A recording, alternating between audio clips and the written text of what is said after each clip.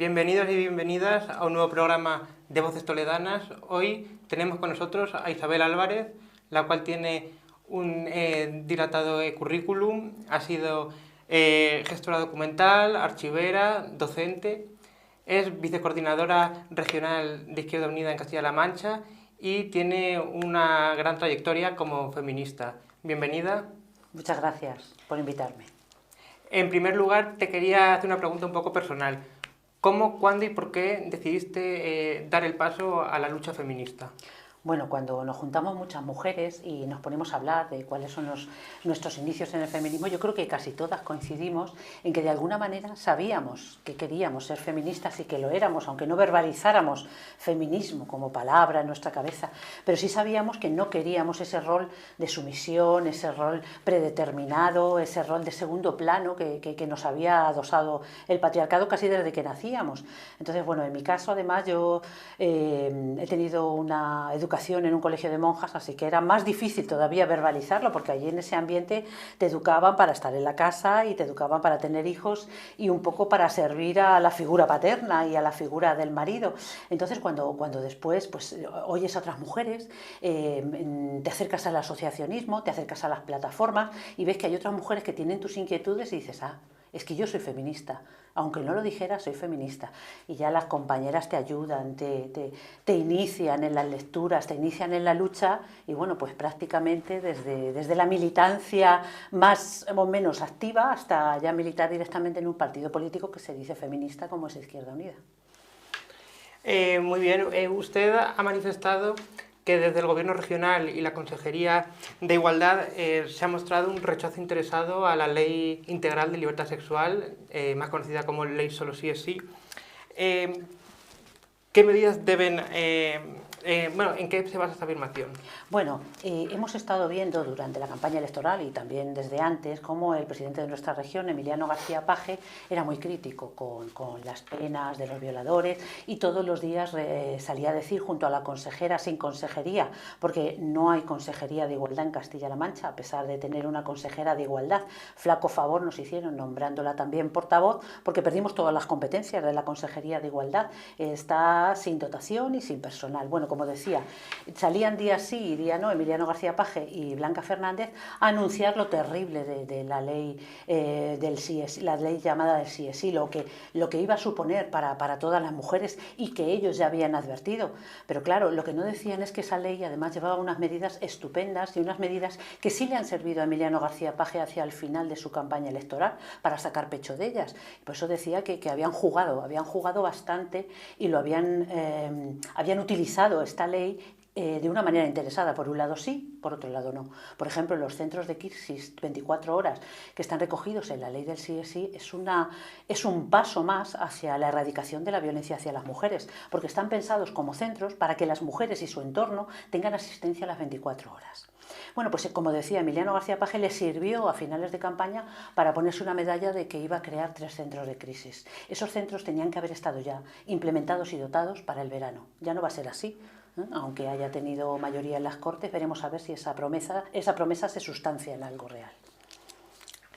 Castilla-La Mancha tiene unos índices de pobreza severa muy importantes y las mujeres son el colectivo, digamos, más afectado por estas. ¿Qué medidas cree usted que se deben adoptar para cambiar esta situación? Claro, como dicen, las mujeres siempre somos el eslabón más débil de la cadena de la pobreza, igual que ocurre en las guerras. En las guerras las mujeres son las más afectadas porque son botín de guerra y son utilizadas también como arma contra el enemigo. Bien, las mujeres necesitamos una seguridad económica. Necesitamos una seguridad económica para emanciparnos y ser dueñas de nuestros destinos, del nuestro y del de nuestros hijos, si los hay. Creo que las medidas más importantes son fomentar el empleo. El empleo para que las mujeres puedan tener un salario y un trabajo digno, para que puedan recibir pues ese complemento que se les hurta en muchas ocasiones cuando tienen que reducirse la jornada laboral para cuidar a los hijos, porque en el 95% de los casos son las mujeres las que se reduce la jornada. Por supuesto, esa reducción de jornada también conlleva una reducción de salario, lo que desembocará en unas pensiones mermadas. Por eso las mujeres tenemos que tener acceso a trabajos y salarios dignos, principalmente.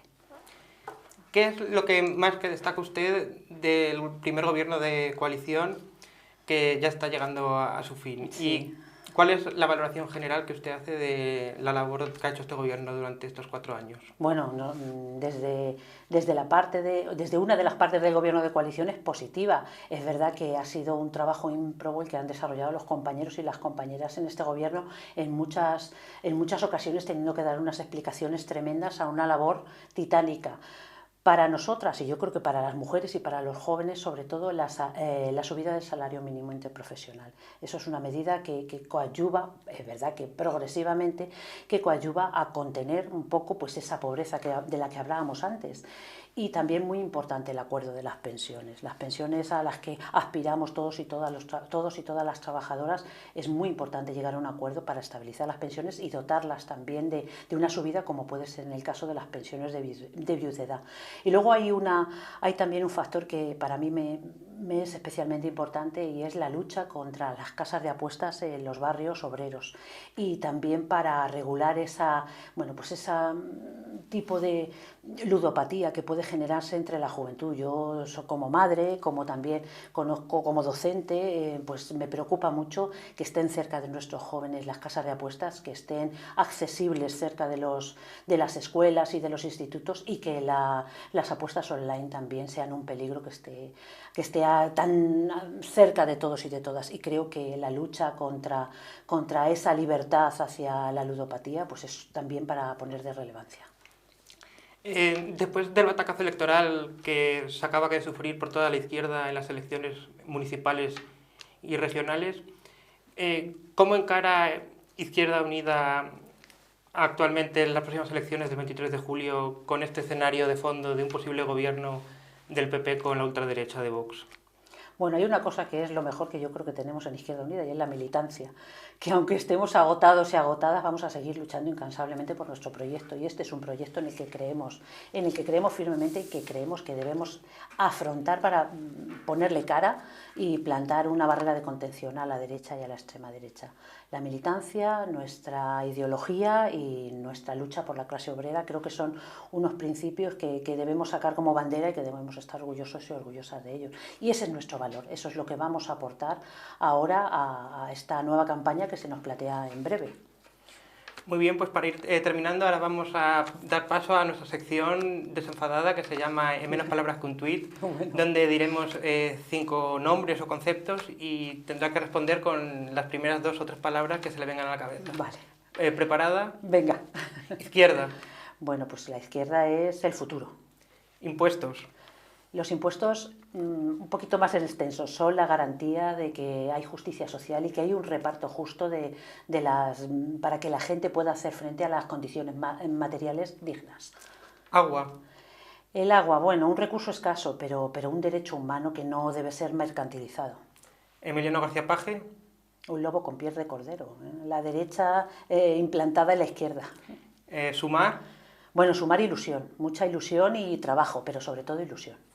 Muy bien, pues muchísimas gracias por haber estado con nosotros y mucha suerte en la próxima campaña electoral que ya se avecina. Bueno, muchas gracias a vosotros. Y a ustedes muchísimas gracias por estar una vez más con nosotros. Espero que les haya gustado y hasta el próximo programa. Chao.